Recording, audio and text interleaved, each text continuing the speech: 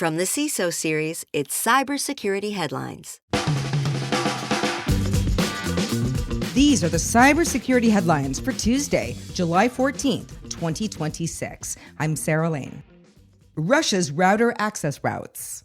The United States and 12 additional countries said in a joint cybersecurity advisory Monday that Russia's Federal Security Service, or FSB, linked hackers are going after network devices, especially older Cisco gear that still exposes Smart Install or legacy SNMP. The advisory points to older weaknesses that let attackers pull configuration files, modify settings, and quietly use routers and switches as footholds. This obviously matters because the boxes sit in front of the network, often get patched late or never, and can give an intelligence service a map of how an organization is built before any real intrusion even begins. Europe sanctions Russia's long game.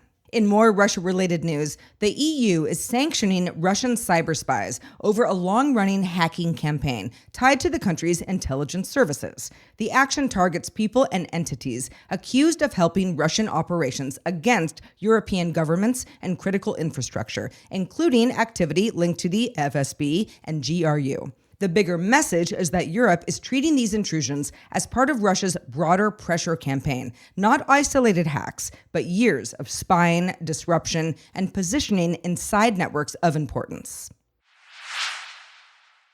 MemGhost haunts AI memory.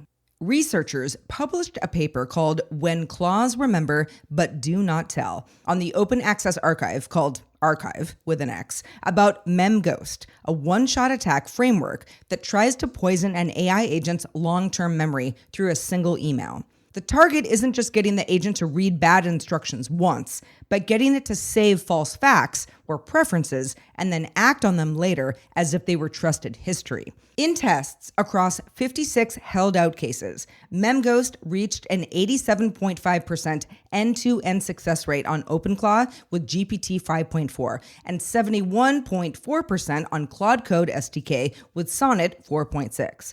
So, persistent memory apparently needs its own security controls, not just better prompts. DHS alert got waved off twice? A Department of Homeland Security network intrusion reportedly made it through 2 early reviews because the alerts were dismissed as false positives before the breach was finally confirmed, according to an internal readout seen by NextGov. The big problem is not just getting alerts, it's deciding which signal deserves escalation before an attacker has more time inside the network. It's a good reminder that detection engineering and incident response matters just as much as the tool itself, especially inside agencies where a missed internal compromise can turn into a much bigger national security problem. Huge thanks to our sponsor, ThreatLocker. Every security leader is being asked the same question right now. How do we enable innovation without creating unnecessary risk? That's the challenge behind cloud adoption, behind AI, behind automation, and behind every major technology decision. ThreatLocker helps organizations take a zero-trust approach to that challenge, giving them greater control over what can execute, what can access their environment, and what users and applications are allowed to do. That's why ThreatLocker is proud to support cybersecurity headlines, because security works when innovation and control move together. Joomla bugs hit CISA's must-patch list. CISA added 2 actively exploited remote code execution bugs in Joomla extensions to its known exploited vulnerabilities catalog with maximum priority. That gives federal agencies a patch deadline of July 13th to apply security updates and mitigations within 3 days.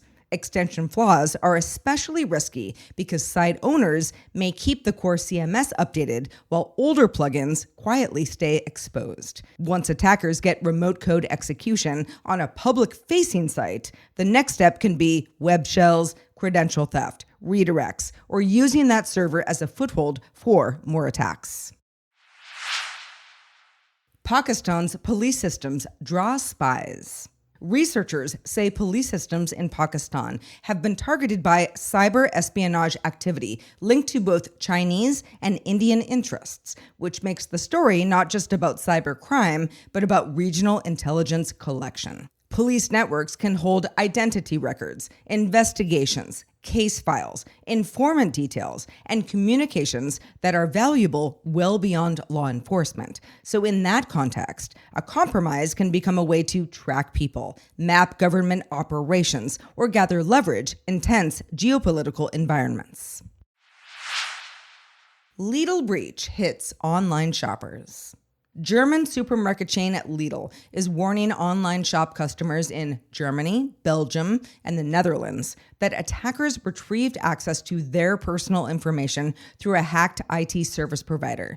The exposed data included names, phone numbers, email addresses, dates of birth, and registered customer numbers. Lidl says passwords and payment information not affected. But the stolen contact data is still useful for phishing, especially if scammers pretend to be following up on the breach.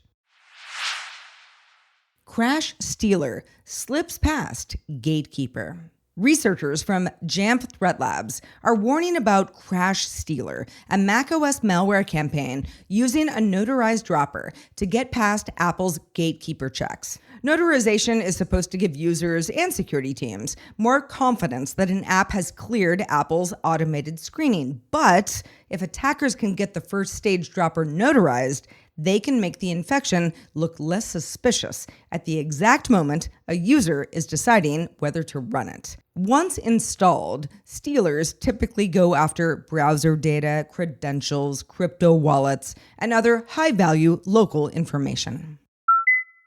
If you have any thoughts on the news from today or about our show in general, be sure to reach out to us. feedback@CISOseries.com. We really want to hear from you. I am Sarah Lane reporting for the CISO Series. Stay safe out there, planet Earth. Cybersecurity headlines are available every weekday. Head to CISOseries.com for the full stories behind the headlines.